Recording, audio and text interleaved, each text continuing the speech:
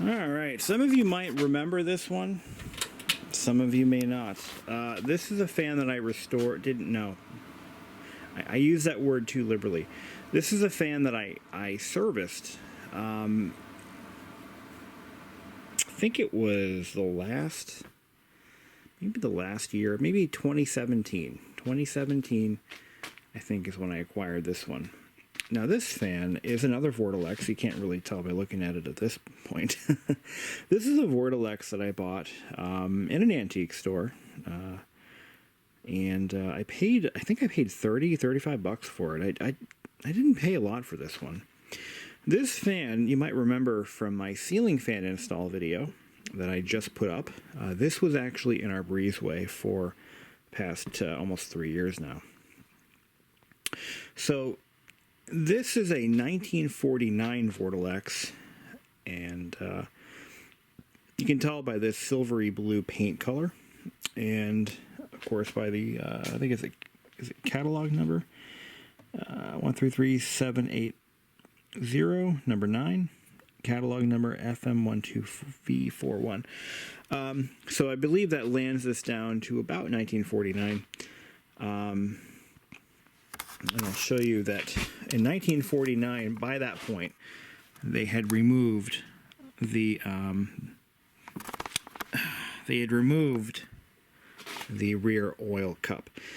But you'll notice that they used the same casting. All they did was they changed the mold and they put a plug in the mold.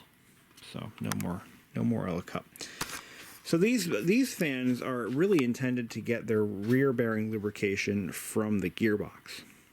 That's the justification.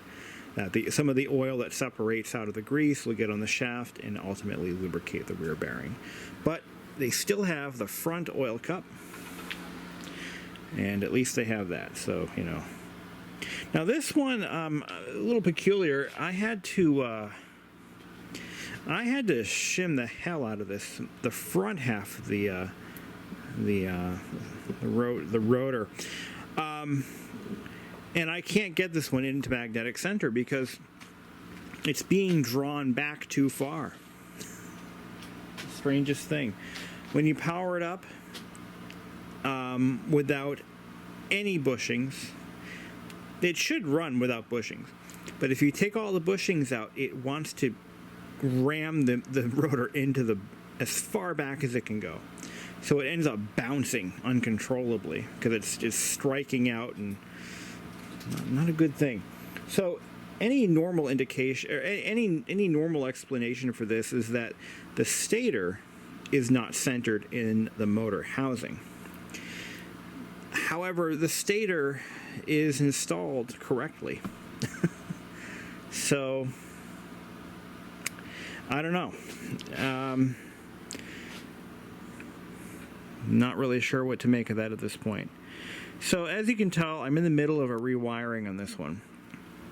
So I've already removed the head wire. Just started to disintegrate on this one pretty badly. It's cotton, so it's just crumbling to nothing. So my plan is I've already ordered new wire for this, and we'll take a look at that later on in the video. Hasn't arrived. Oreo wants to inspect my work, so I should let him do what he wants to do. I ordered some nice silver rayon wire. I think it'll look nice on this particular fan.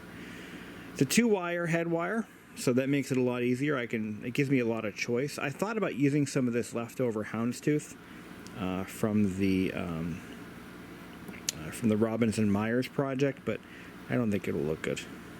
So what drove me crazy about this particular fan is that the blades were the pitch was off on one of these blades.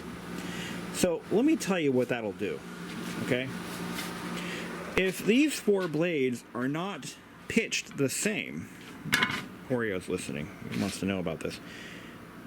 If they're not pitched exactly the same, what ends up happening is one of those blades ends up lagging. It's not putting as much air forward as the other 3, or the other 2, whichever how many are damaged. So what it does is while it's running, it creates a wobble. Now, it looks like it's out of balance. That's what it might manifest as. And you're thinking, well, shit, my fan's out of balance. That's all it is. Bingo, bada boom. Just start adding weights to it, Maybe shave some metal off of it. Or how do you balance fan blades? Well, that's another topic for another day. But what I found was one of the blades, like I said, was a little bit twisted out of pitch. So I just kind of studied the whole assembly in my hands, and I'm just looking at any difference in pitch. And you can make a rig that actually measures precisely, So I was able to twist whichever blade it was into submission, and it now runs very smoothly. So now, unfortunately, because this fan served 3 tours of the porch, this once rust-free cage is beginning to rust. It has a broken weld. It has had that since I got it. But what I'm going to do with this cage is I'm going to try to... I don't know where I'm going to find a paint that looks anywhere close to this, but I've got to do something for it. So I'm going to start looking for something that might, like a minivan blue automotive paint, and maybe just repaint the cage. But the rest of the paint on this fan is original, which is, for me, that is a big deal, because all the fans I've ever had, have needed paint jobs. They've all been in pretty rough shape, and they've all needed paint work. But what I find interesting about this particular one, and this didn't bother me because it adds to its history, you'll notice that there's a little tag riveted to the base. It says ResLab A68. This is likely indicative of where this fan may have been originally used. I'm thinking it was at a hospital or a college, high school. It's hard to say. Maybe a factory somewhere. I don't know what ResLab means, and I never will. That's the mystery of it. We'll never know where it came from. But I just think that does add to its character. And again, that doesn't bother me one bit. It has another indication here of where it may have been from. I believe there's right here, RL. So that could be ResLab. But somebody stamped that into the metal. They didn't want this thing getting stolen. Where did it come from? Nobody knows. Never will know.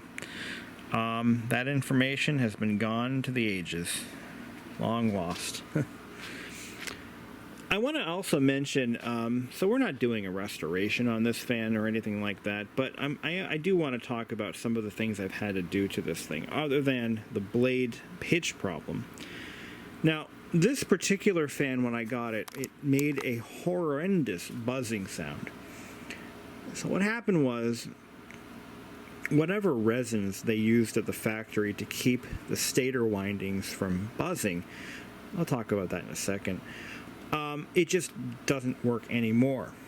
So what I did is I took some self-mixing epoxy. Now this is probably not a great idea, but it worked. I injected self-mixing epoxy. That's the epoxy that comes in the 2-part tube with a stick that mixes it as it flows out of the nozzle. And I injected it all around the stator windings. And it no longer buzzes. Solve the problem. I like solving problems, don't you? Well, anyway, that worked pretty well. I'm happy about that. No more buzzing, no more noise. Pick it up what I'm dropping.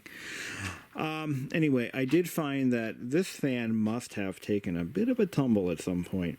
So I took the gearbox off. It's held in by 3 screws.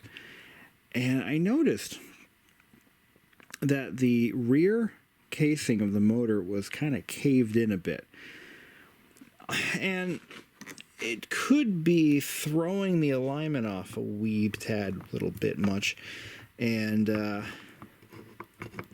that could be part of why this thing sucks. But anyway, yeah, just a theory of mine. But I took it apart, and I took a piece of wood, and put it again. I laid the motor backwards down on some towels, and then I used my trusty little knocker there, and I went, and I was able to straighten out the rear half of the motor. So it, I think that'll make it run a little better. I tried removing the stator, but I did not have any success. I don't want to push it with this fan. I mean, this thing is a good runner as is, so I don't want to really push my luck with this one. I'm going to do my best to work with the wiring that's here. I'm going to sleeve it as far back as I can. Unfortunately, some of my epoxy got down in between these two coils, and I'd have to do some excavating to get the wire out of there. I don't think I need to do that at this point. So I'm going to try to get some wire. I'm going to solder it, sleeve it with a shrink tube, and that's that. Alright, so I just got the new cord in. Check this out. It's silver. I think it'll look nice. The original wiring of this fan was white, which looks also pretty nice too. So this is a silver rayon, and it's I forget how long it was. I think it's like, is it 10 feet or 8 feet long? We're going to take about a foot of this off to make our new head wire, and that should give us a long enough cord in the end to be serviceable. So yeah, it's a pretty good length. It's over 8 feet long. So like I said, we're going to cut a little bit off. I think what I'm going to do is we're going to take the bottom cover off.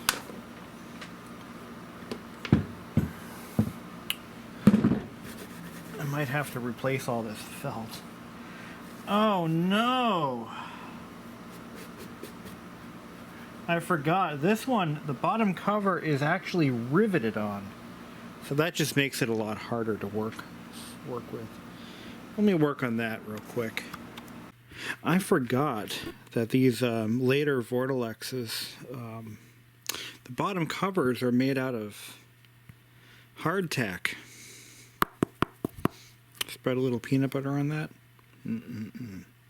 So I just took all the old wiring, kind of 86'd most of that, and now we're going to start wiring up the new head wire. So I'm going to slip that right into the new grommet, which I've just replaced. Okay.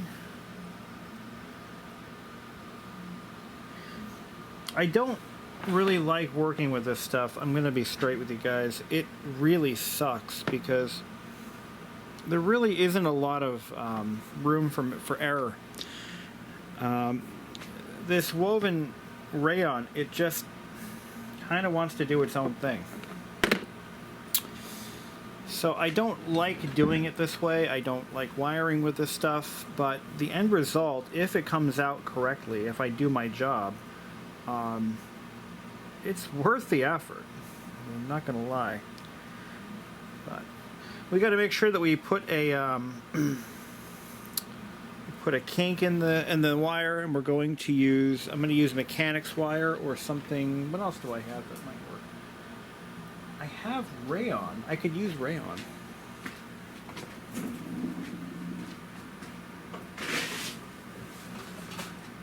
I think rayon would be closer to the factory solution. What did they use? I actually have the old head wire somewhere. A little piece of it. No, I cut it off. So what I'm going to do is I'm going to try to tie a nice little knot there.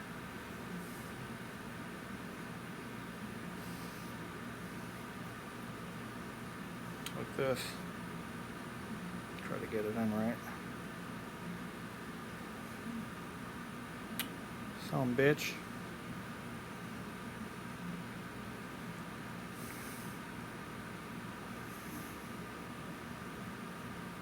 There we go. Get that good and tight. If I could get it to just stay that way.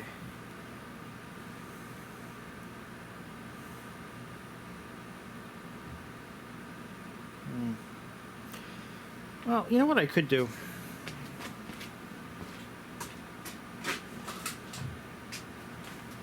Take a little bit of mechanics wire. It's not going to touch anything. And we'll do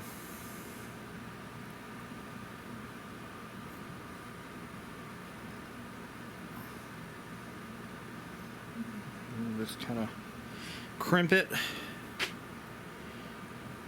Take a pair of needle nose. Just kind of go like that.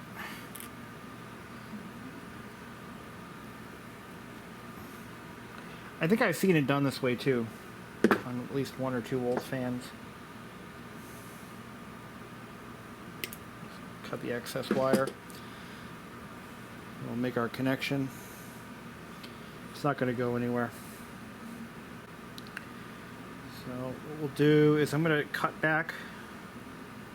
The insulation on this wire is pretty rough. I can feel it cracking. So we want to make sure we sleeve it real good. We have one shot at this. If we fucking screw it up, well, it's over. So, I think the thing is I don't have a lot of room for wire in there. I can't go nuts with this. So, there's not a lot of room inside this cap. So we got to be real careful with this one.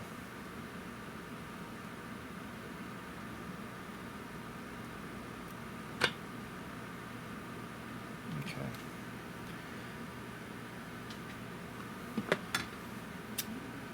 I'm gonna burn off the cotton. There we go. You can solder to that.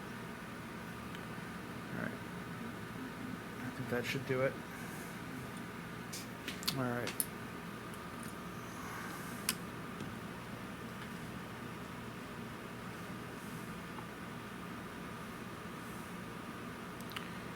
A lot easier if I had my channel locks, not channel locks, my this is where I could use another hand. So if I do this right, sorry if I don't get this on camera, but if I hold everything just right, I'll be able to accomplish what I'm trying to do with one working hand and one hand holding the soldering iron. So if I play my cards right, I could get this. I'm trying to do this with one hand. It's not going to work out. That iron's hot. I can feel the heat. Here we go. We don't want that shrink tube to go. That's why we have the heat shield.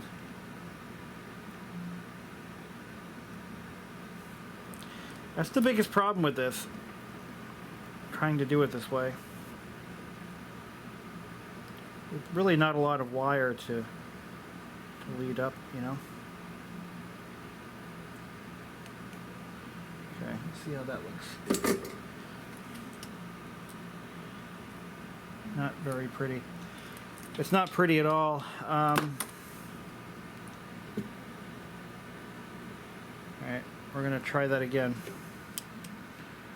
Should have grabbed my, here, I know. I'll use the weight of the pliers. There we go. Let's see if that holds up.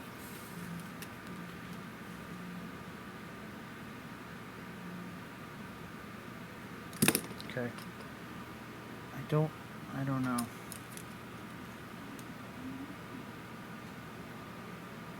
Alright, that's a good connection. Shrink tubing is still unshrunk. So the pliers did their job. I did my job, and everybody wins. So I'm going to just kind of fold that over like that. We're going to slide the shrink tube over the connector, or the connection. And we're going to shrink it. There we go. There's one splice made. Let's see if we can do that again.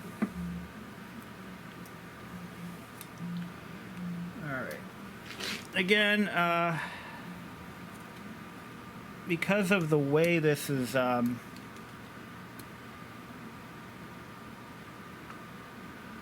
because of the nature of this splice, it's a little challenging. You've got a lot of very old insulation, old gutta-percha wire insulation in here, and just gets brittle, you know.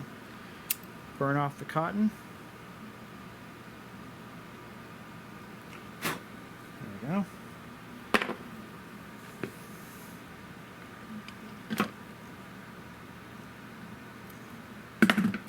Trim our leads here.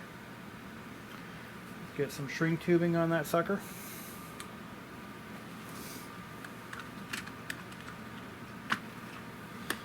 And I'm going to cut the shrink tubing.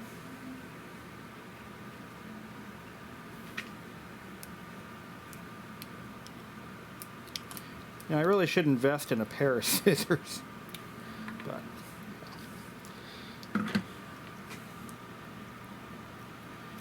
okay, so just hitch it up.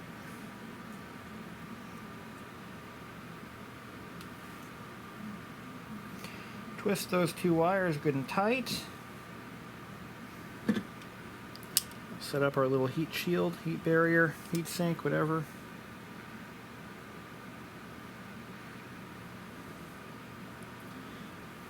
Let's see if there's anything I can use to prop this up. Can of WD-40.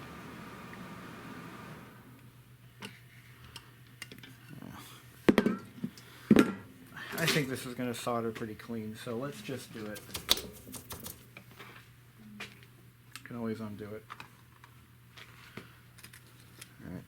We just want to keep the heat away from that heat shrink tubing because it will shrink. Make it quick, make it clean. I think we're good. Alright. That was a good, easy, quick connection. Now we'll take our needle nose and we'll fold the wire over.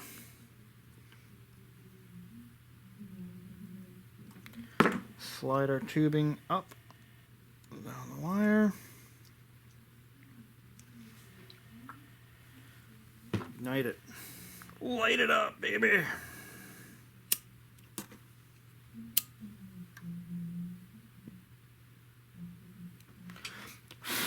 Okay, and that, my friends, that's a splice.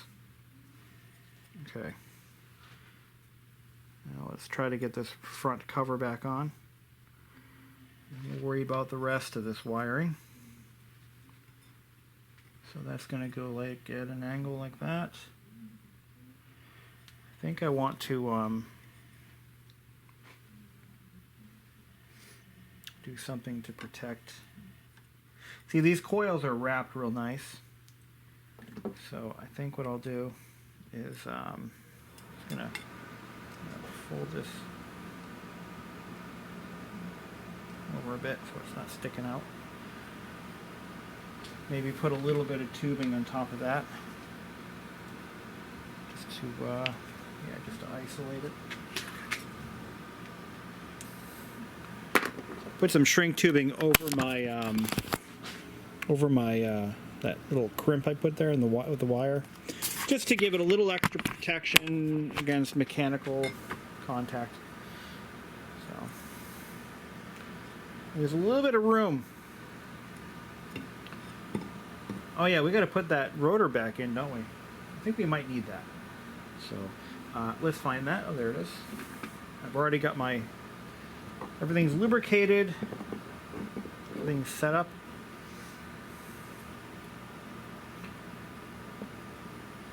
Washers are already in place. So I just want to make sure that this wiring gets stuffed in the right spot. That's all. Between the coil and everything else. Okay? Yep, I think that'll do her. Okay. Now we just got to wire it up from the back side. I can remember how things went on this one.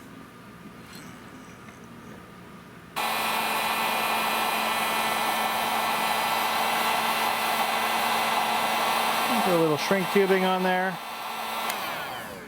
to protect it from any unraveling. Looks like that shrink tube is too small.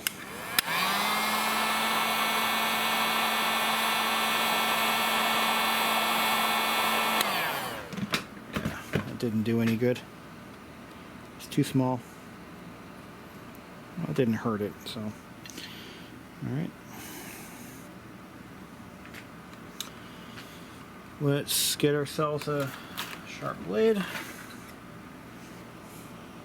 And we're just going to kind of cut away at the rayon.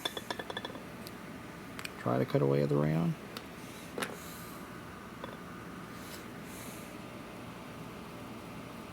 You can do it this way too.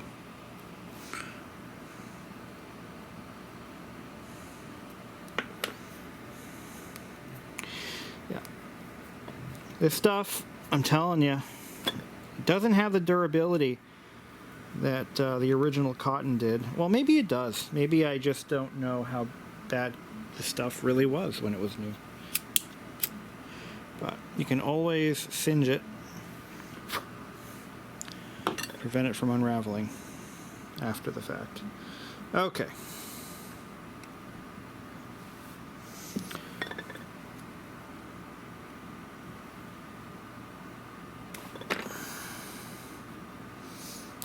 All right, so this is easy. What I'm gonna do, oh yeah, I gotta do that here too. So let's see if we can find a better fit for shrinky tubing.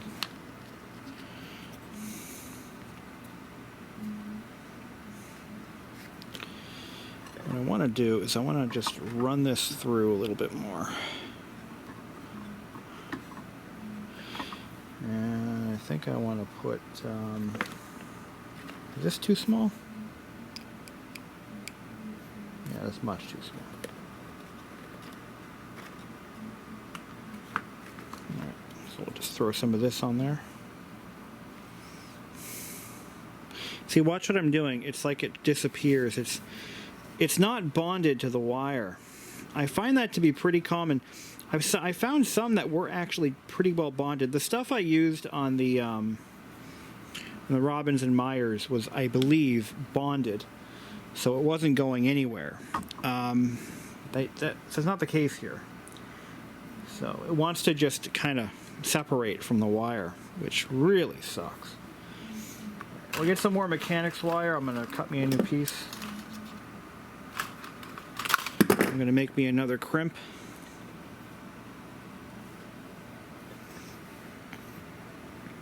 This is the old-fashioned way of making a, what's the term for that? Oh, a wire stay, or an anti-pull-out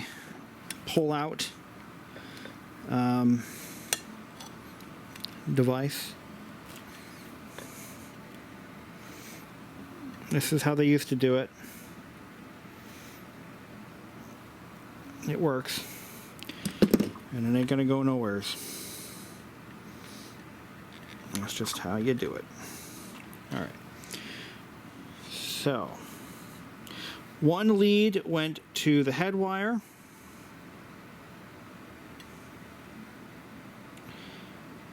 One lead went to the transformer.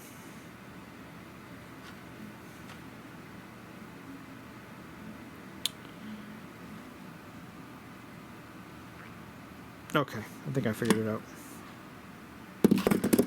So we're going to do a little bit of shrinky-dinking on this one.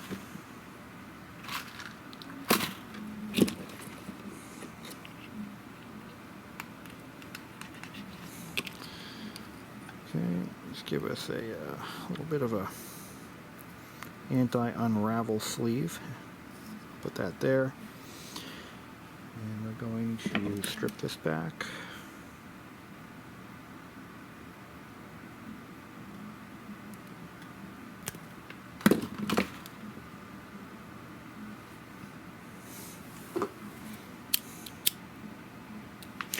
Whoa. Must be some oil in that one. That was terrifying. All right.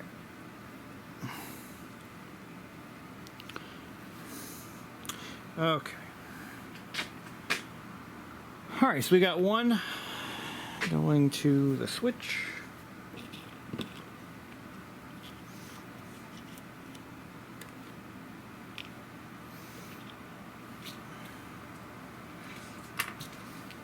Put a little bit of shrink tubing on this guy.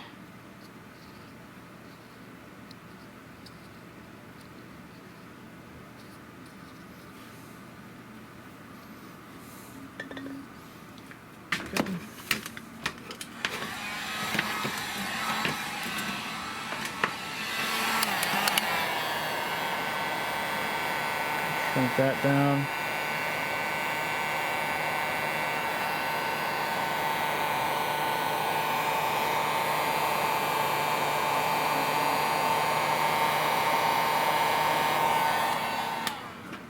I want to emphasize, part of this hobby is knowing the smells and, you know, this fan smells like an old car. And part of that smell has to do with aging organic materials that were once used in the manufacturing of these old appliances and cars.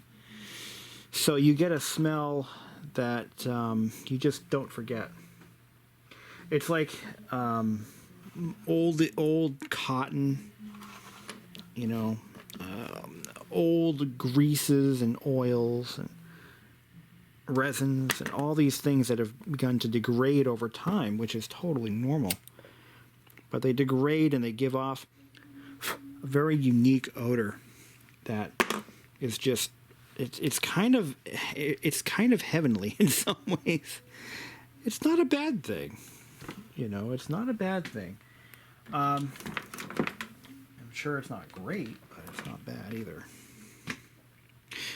Okay, so one of the red wires, that'd be this one here, coming out of here. Red wire ran into here. Okay, I like to leave myself little clues to determine how to wire things later in life, after the smoke is cleared.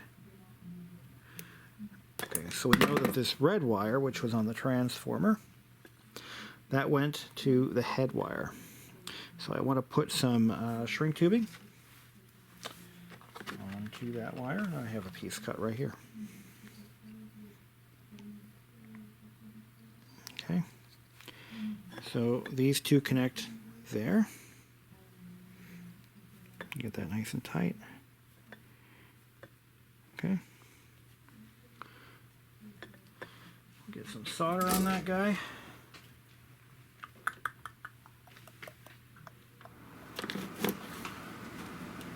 There's my solder.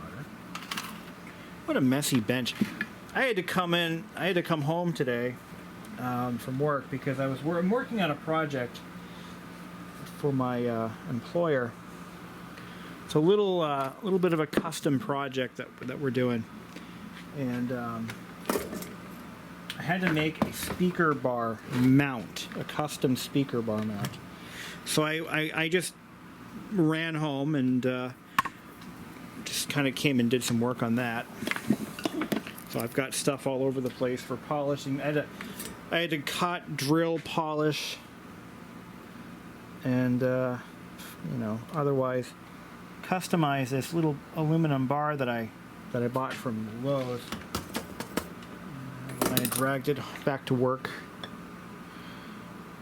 and had some fun there. I'm gonna do it all over again. So I'm gonna form the end of this solder so it's not sharp and won't poke into the shrinky dink. We'll do a little bit of shrinky dink there, shrinky dink here. I'm telling you, the one tool I ever bought from Harbor Freight that has never let me down is this heat gun. I'm telling you, quality stuff, man. Well, mostly not. Okay, so the other wire from the head wire, where's my little clue here? So the red wire, now this red wire went to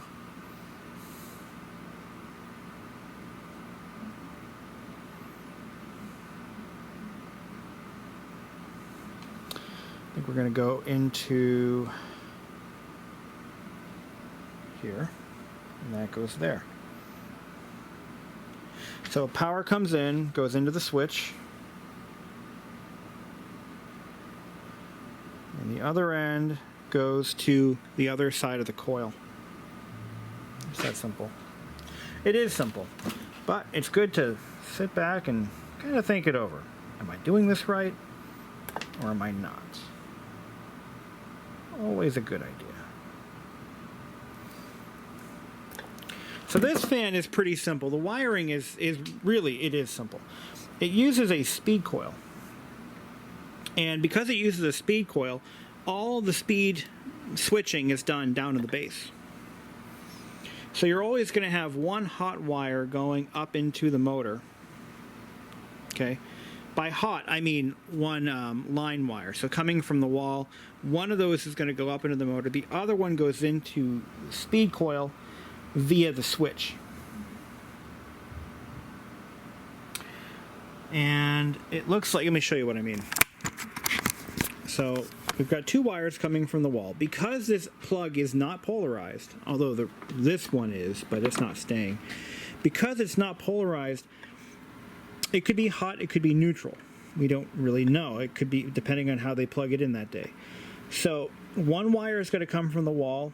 It's going to feed the motor. So that's going to go to here. The other wire is going to feed power to the speed coil by one of two paths, high or low. You've got two wires, high or low, going into the speed coil.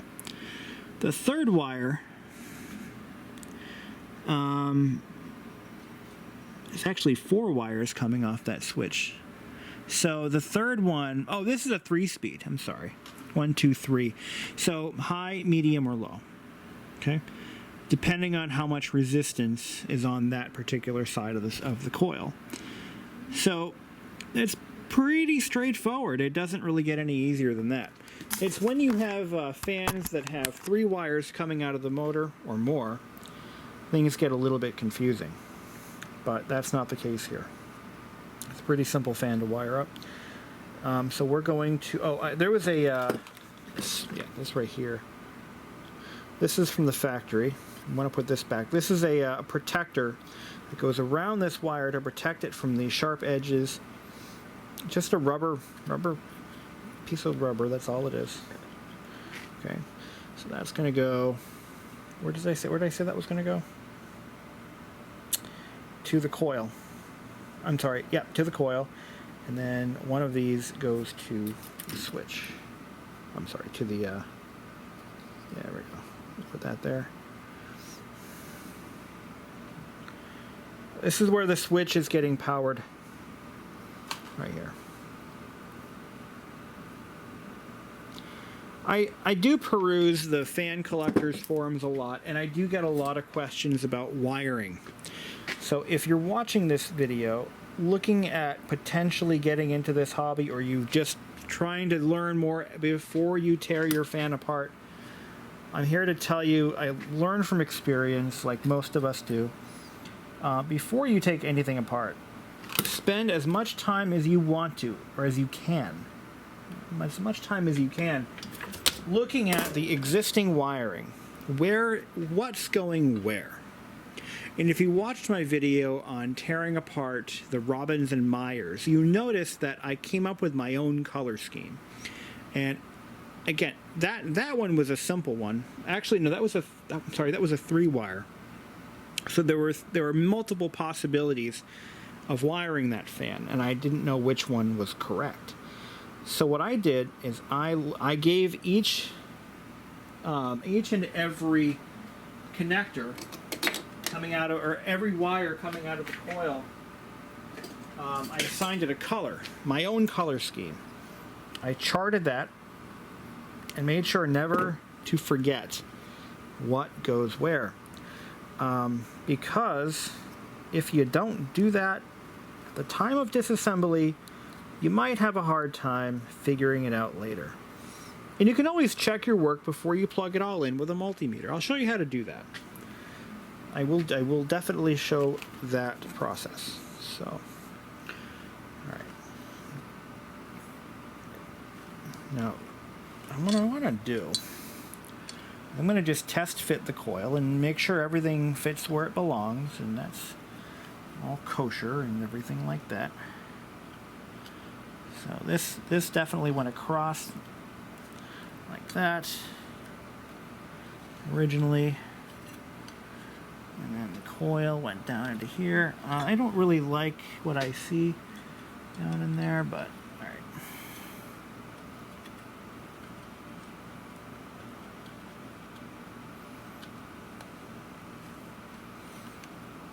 Yeah, I don't. All right, so we're just gonna move that over here. Make sure it all kind of fits where it belongs, and that nothing's getting pulled out of my switch. We're going to make our last termination at the bottom. So I'm going to grab the two. There were some short little screws that held that coil in place.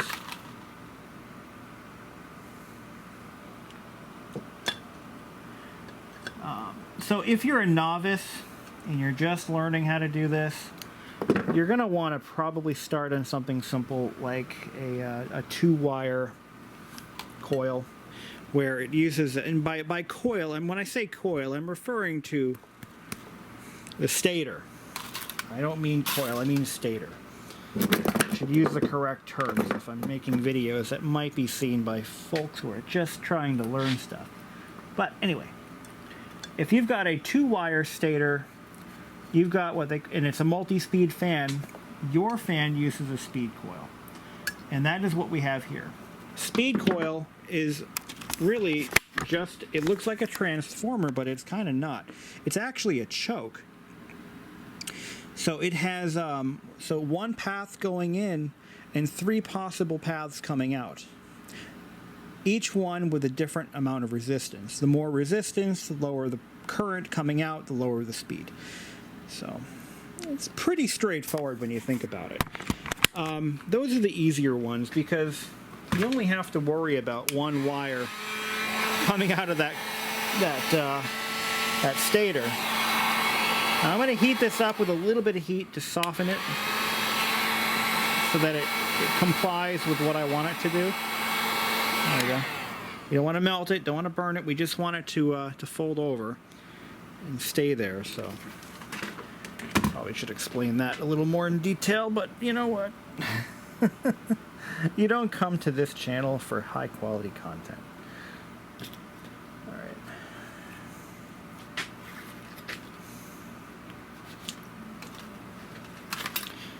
All right.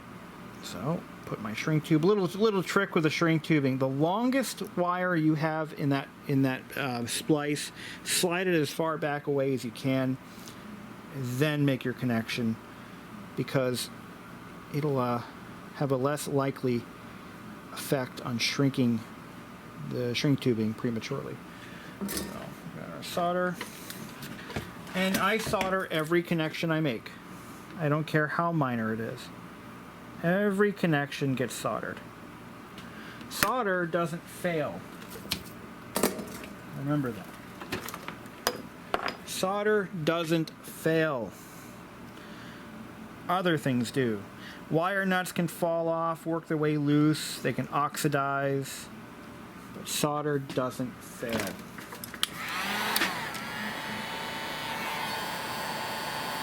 Alright. Nice. Okay, everything is all shrink tubed, all connections are made. We should, before I fire this thing up, before I plug it in, I'm going to do a couple of things. Okay? Just as I showed you in the Robbins and Myers video, I'm going to do a short check with a multimeter. This ensures that the switch is doing what it's supposed to do everything is wired correctly. We're going to start with the off position. I'm going to use a very basic multimeter. You can use really any multimeter that can display resistance, or ohmage in layman's terms, and or ohnage in street terms. I'm not sure if I'm going to leave this plug on here, but I don't think it's going to stick around. I'm going to probably put the reproduction antique one that I bought for this fan back on. But anyway, so I got my probes on both ends of the plug. I'm going to set my meter to resistance.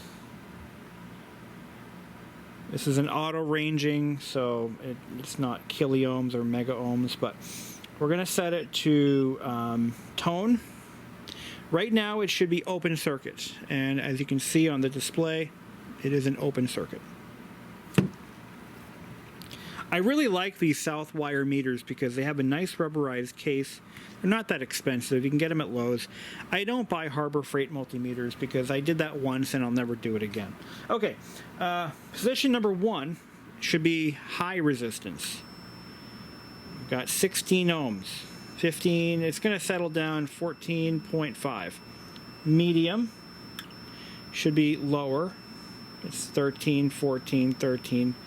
And then high should be almost completely shut. Infinite resistance. It is open. It is open. That's not normal. See, this is why we test these things. So we need to double check our we need to double check some wiring. So we've got an open circuit on high. If it was completely closed, but it's completely open, so yeah, we should check our wiring and see what happened. So we're going to take the speed coil back out, and I think what happened is one of the wires fell off the switch. So that would make sense. So we know the wiring, or the problem is not with the motor, because we got a pretty good amount of resistance the whole way through. Let's take a look. All right.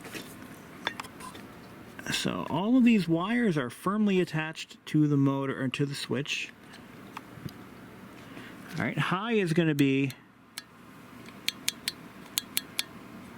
where does that land? Where does the wiper go? The wiper's over there, so it's going to be the red wire. And the red wire goes in and back out again. And it goes to the correct location. I don't see any, if there's no shorts, there's no shorts.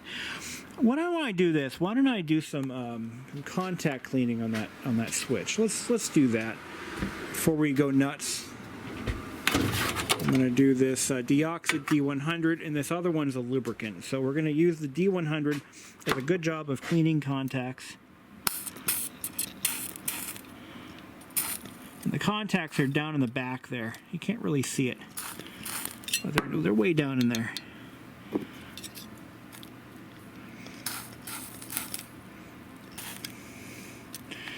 But yeah, you don't want to see that. And maybe I should just pull the switch out.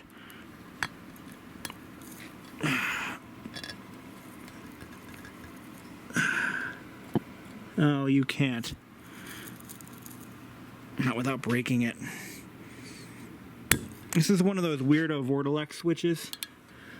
It looks like it doesn't want to come out, and I don't want to break it, so we're going to throw some lubricant down in there too. There we go. Let's test it again.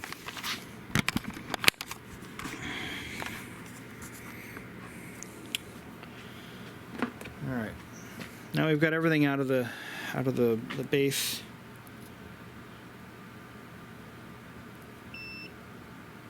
All right. So we're in the off position on.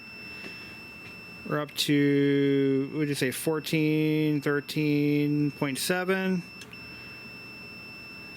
This one's 13 point, down, going down to 12. And oh, now it works. Aha, look at that. It works now. We fixed it. I'm going to jiggle the wiring just to see.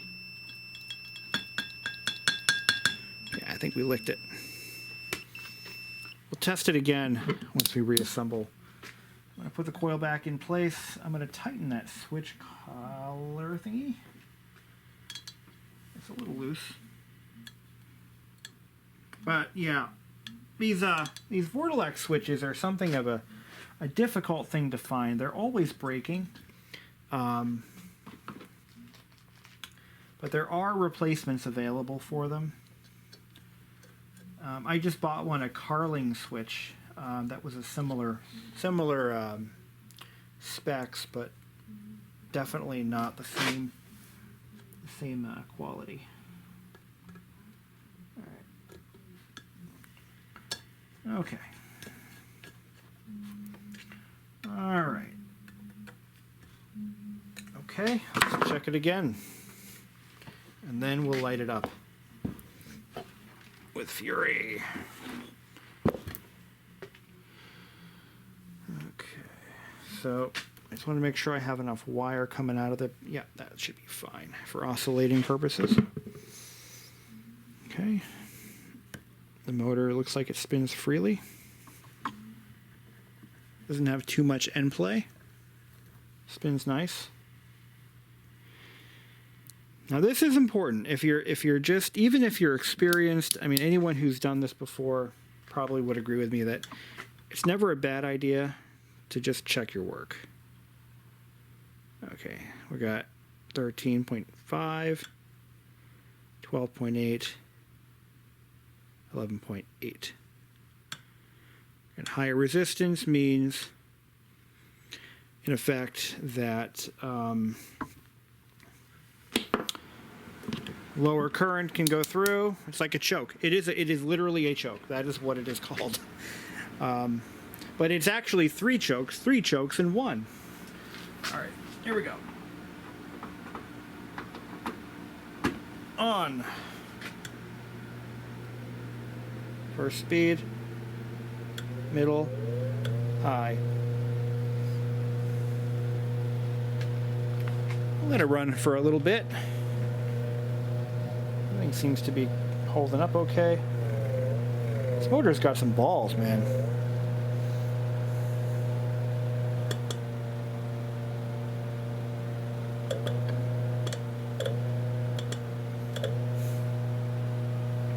Smells good. No weird, funny odors. All right.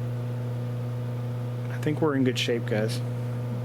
We'll put it back together again. I love the silver, though. That really looks good. It almost looks period correct.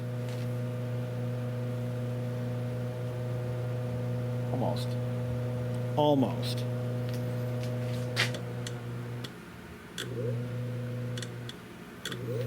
This is what GE motors sound like. No joke. This is what they sound like.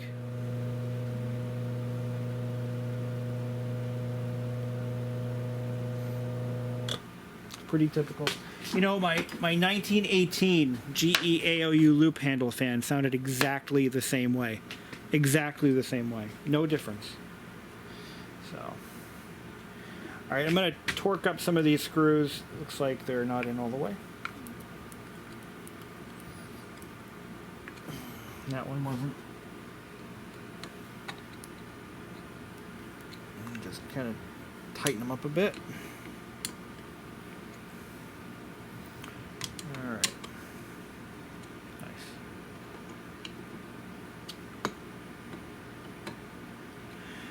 On the GE motors, I know the two Vortalexes I have, and I believe my 1918 model, were pretty much the same way.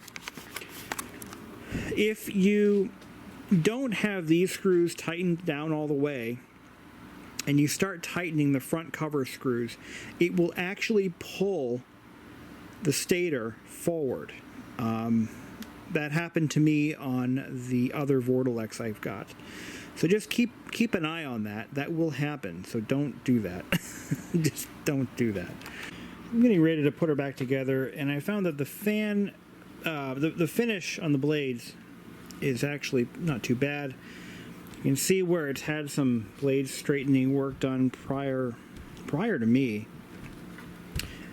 And that might be why when I got the fan, it was the pitch was way off.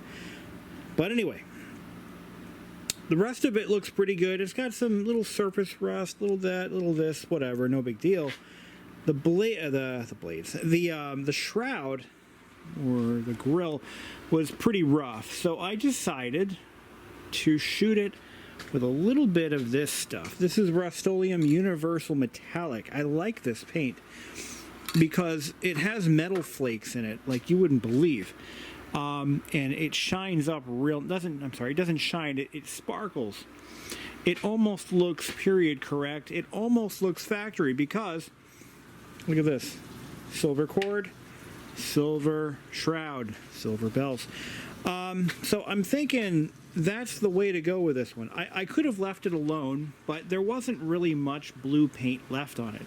And I wasn't going to try to match it to something because auto parts stores no longer sell all of those vibrant mid-90s colors like robin's egg blue and, well, really anything. It's all just an endless sea of silver and black. So I decided to just do this. I think it looks good. I've got a little bit of dust on there. Oh my God. What the... Anyway, that's okay. What am I going to do with this fan? I think I'm going to bring this one to work. I need a good office fan, and this is one. So, put the badge back on, put it back together. It's a good runner. Really good runner. Look at how nicely that rotor spins. Nice and free. Kicks right in. And that's on low. So on high, it really does push the rotor out. Interesting. Nice, very nice. Okay, when that dries, I'll put it back together again. Aha.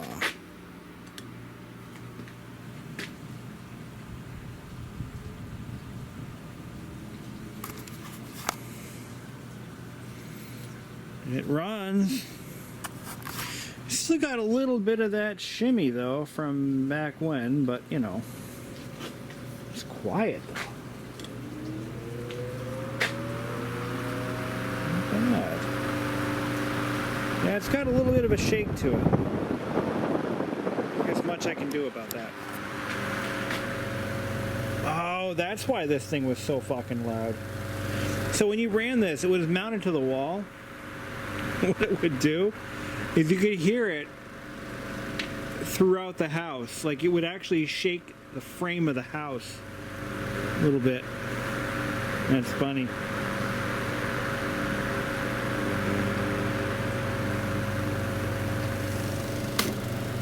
Shaking the bench. But it looks good. I mean, it really, I think that was what it needed. It just needed a little bit of touch up on the grill, or a complete repaint, and a little cleanup, and a little bit of thrust washers, and some wiring, and you know, the usual suspects. But I think it's back to life again. I'm happy with it. Best $35 I ever spent on a fan, I'll tell you what. So I took a good look at the blade, and it definitely had a major incident in its life. Clearly, two of these blade wings have been physically damaged. This one worse than the other. But it saw some damage. And I just don't think it's ever going to run true again unless I replace the blade, which I'm not going to do. I just looked on eBay. There was one blade for sale. The guy wants $45 for it. Tempting as it is, it's the wrong color, but I can always repaint it. But I also don't know if it also has damage that isn't shown in the photos, so I'm not going to even bother. It runs pretty good. If I put it on high, it's got a little bit of shake on startup. I can feel vibration in the desk, but it's not unacceptable. It's not great, but it's not terrible either. So, and yeah, it's got some shake to it. But unfortunately, I just don't want to put the money into it. And it's a good runner otherwise. I'm going to keep my eyes open. If I find a good blade for it, hopefully in the right color, I might pick it up. All right, so I tried to join the AFCA online Facebook group, but I think my request was rejected. Whatever. Try to get some advice on how to properly straighten one of these blades.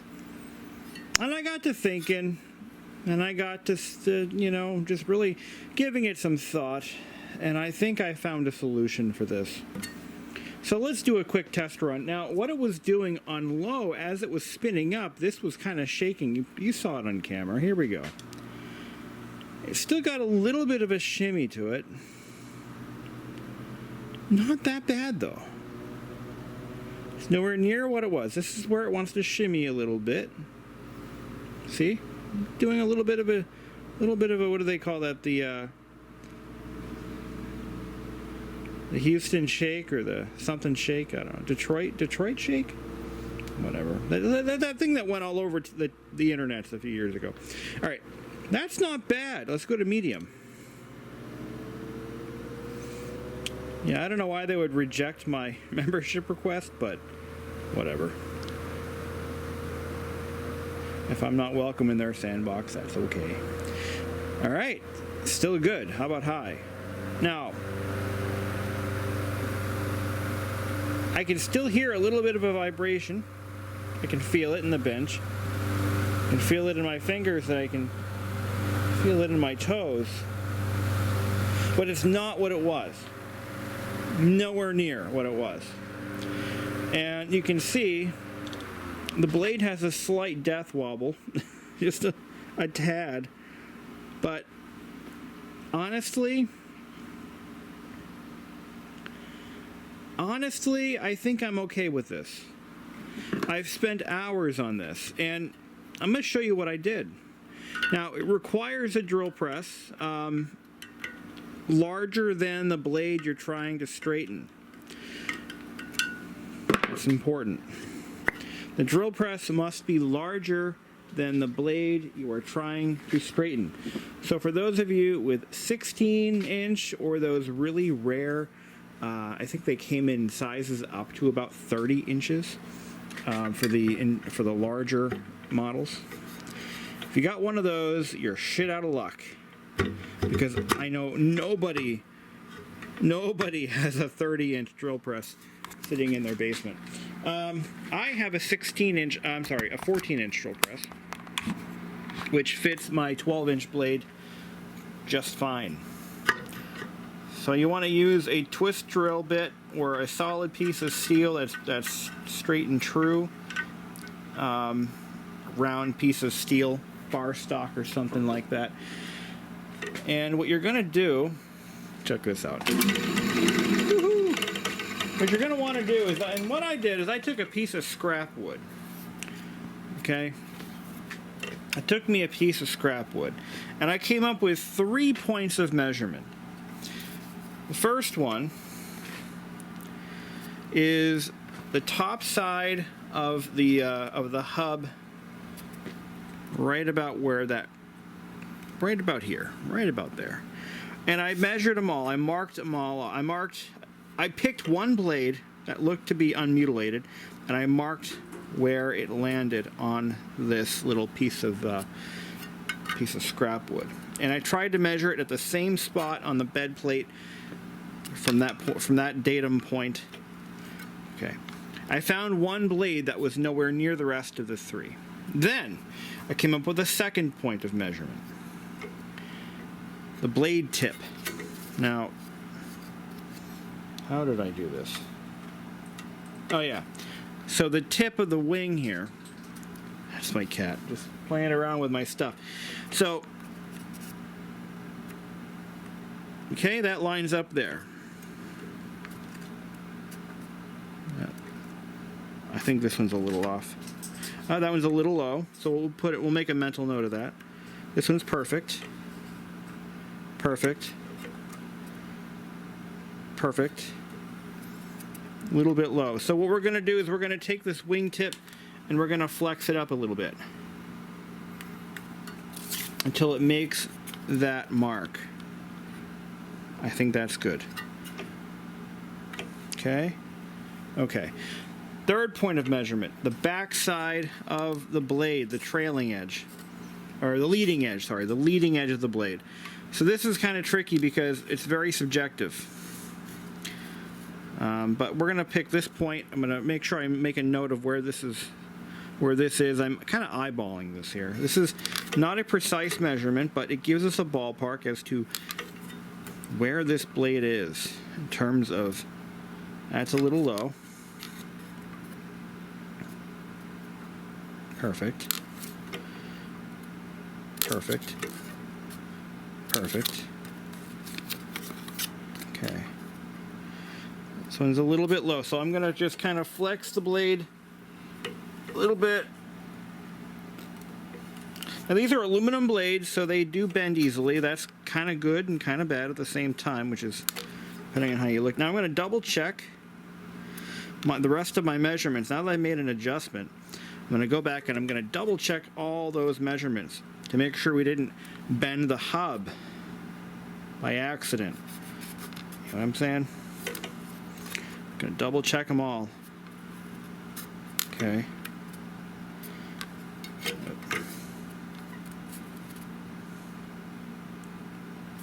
Okay. Seriously, guys, I put in my request like, I don't know, a couple days ago.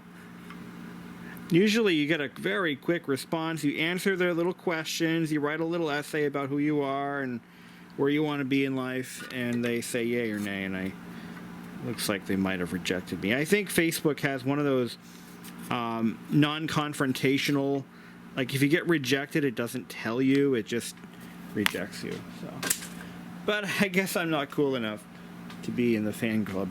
So that's okay. I can make my own fan club and make my own fan videos and learn my own tricks. You know, I can do that. All right.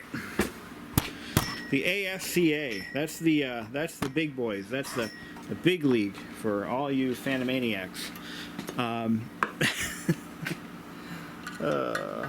Back in the old forum days, I think I was on their forum years ago.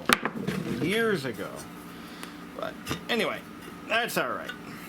I don't need anybody's approval to do what I love. Okay, so it looks like there's a little piece of something there. Okay, that's gone. What I like about this particular fan, though, is it's very stout. You know, it's a smaller fan, but it has a lot of... number one, it has one of the most powerful motors I've ever seen in a fan this size. I mean, it just freaking cranks. But it moves a ton of air. So it weighs about 25 pounds maybe, and it moves a ton of air. It's all metal construction. It's a 3-speed fan. I mean, I just love this little guy. It is such a cool little fan. Here we go. Low. Oh, Harlem Shake. That's what I'm thinking of. It's got the Harlem Shake. Not anymore. Medium. Ooh. Ooh. I'm getting excited. High. Minimal. I'd say minimal vibration. I don't think I'm going to get it any better than that. I really don't. If I do, I'm a better man than I thought I was. You can't hear all this shit vibrating anymore. And it really moves the air. Well, I think I'm happy with that. You know, that took a lot of effort, but it was worth it in the end. It really was, because I'm looking at the prices of what few Vortalex blades are out there, are priced at. And I'm looking at around 40, 50 bucks for a good blade. I don't think so. Now, I'm going to show you how easy it is to get a blade in a Vortalex guard. They're very easy to work on. Let me show you. This is pretty simple. So what you do is there's one, you find one of the bottom slots, and one of the lower slots I think is where the most room is. And I think it has to be the back. So there's 2 concentric rings, 3 of them actually. You want it in the rear like that. There we go. Just slides right in. Just like that. Just like that. No. You make a liar out of me. There we go. You got to get that blade. See, the trick is you got to get the opposite blade down through the guard. And see, usually isn't this difficult, but no. I can see the paint just flaking off. I know I'm not doing this wrong. I've done this 100 times on this exact fan. Let's see. Yeah, usually once you get everything aligned correctly, it just slides right in there. And I know you don't do it through the. Oh, you do it through the front, through the more forward set, or the more forward slot. Okay, through the front, not the back. Do as I don't do. Everything I do is wrong. Do as I say, not as I do. That's my dad always said that. Like, every day. Do as I say, not as I do. Yes, Father. Okay. You son of a bitch! I'm excited. Here we go. We're all back together now. Give it a quick once over, see how she goes. Look at that. Smooth as a... Well, I'd say smooth as a Rolls Royce, but... smooth as a Chevrolet. Let's put it that way. Yeah, I can live with this. This is good. This is perfect. So, all right. I think that's it. What do you think? Think so? I think so. Yeah, this is no more Harlem Shake, none of that nonsense. This thing's perfect. Ready to provide another 60 years of service. 70 years. This thing is 70 years old. Wait, 1949, that was 70 years ago. Holy crap. Time flies, man.